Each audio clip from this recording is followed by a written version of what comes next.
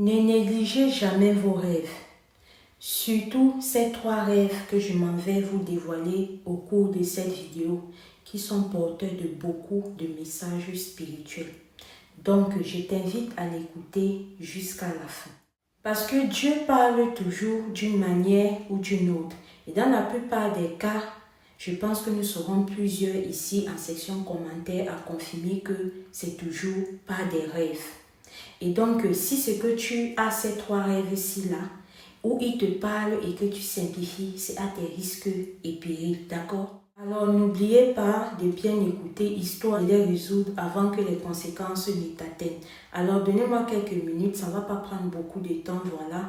Mais avant, je vous demande de partager cette vidéo parce que ça peut aider, ça peut sauver des vies. Ne la garde pas juste pour toi. Alors, comme le premier rêve, nous avons, quand tu manges une nourriture déjà préparée dans les rêves, sache que si elle est déjà préparée, ça veut dire qu'on l'a préparée quelque part, on l'a cuise quelque part et on est venu te donner pour que tu la manges. Et quand tu la manges, ça veut dire que tu as accepté cette nourriture-là et de ton propre gré, tu l'as mangée. Ça veut dire que quand tu fais ce rêve-là, tu es en train d'être envoûté. Il y a quelque part quelqu'un qui est en train de t'envoûter. Généralement, c'est pour te donner quelque chose que tu ne pourras pas facilement soigner, un truc que tu ne pourras pas connaître même comment c'est arrivé sur toi.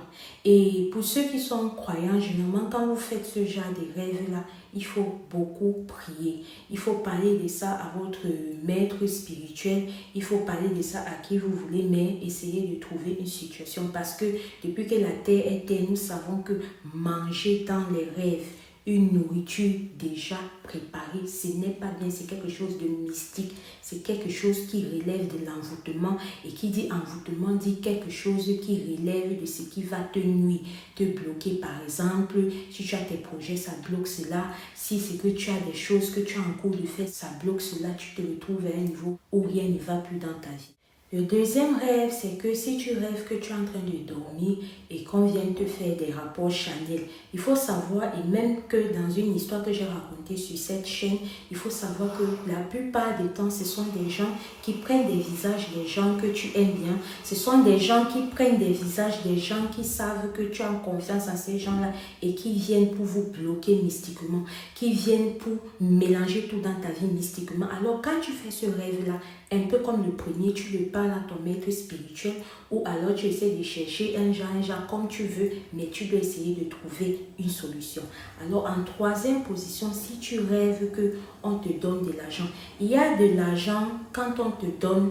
Si l'argent est propre, que tu vois ce sont des billets de banque craquants, ça peut annoncer que tu auras peut-être des entrées financières, tu auras quelque chose qui vient.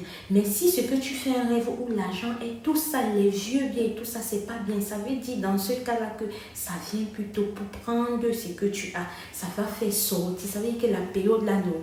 Qu'importe ce que tu vas faire, non seulement tu n'aurais pas d'entrée financière, mais aussi tu n'auras pas de trucs bien en fait. Je ne sais pas si vous voyez un peu le truc. Si tu as déjà expérimenté un de ces rêves-là, renchéris en commentaire pour nous raconter ta petite expérience. Car cela ne tienne, je sais qu'au moins un de ces rêves a déjà été fait par un de nous. Et si ça a été fait, si dans ton cas ça a été vraiment très grave mystiquement, comment est-ce que tu as géré ça? Dis-le nous en commentaire. Parce qu'il y a certaines personnes qu'on va venir dire comme si on dit que oh, tu es qui? Tu reçois quel enseignement? Non, je ne reçois pas, je ne suis pas manieur, je ne suis pas voyant, je ne suis rien. Mais comme je vous ai dit, notre playlist astuces de grand-mère, ce sont des choses que même si c'est que je marche sur la toile, j'écoute, et quand j'écoute, si ce que je vois qui se met, qui sense, ça veut dire que ça a un sens que je peux venir partager avec vous, parce que c'est pas tout le monde qui passe peut-être son temps à regarder les trucs sur les réseaux sociaux, ou alors c'est pas tout le monde qui peut avoir la chance de tomber sur quelque chose que moi je suis tombée. Ce que je fais, j'écoute correctement et je reviens vous partager ça ici. Sinon, moi, comme j'ai dit, je ne suis pas voyante, je ne suis pas quelque chose, non. Ce sont des astuces, ce sont des trucs que j'écoute aussi sur les réseaux sociaux et qui viennent partager avec vous. Maintenant, à vous de prendre ce qui va vous arranger et laisser ce qui ne va pas vous arranger. Mais on ne perd rien à partager ici, à attirer l'attention des gens, à sensibiliser, à informer.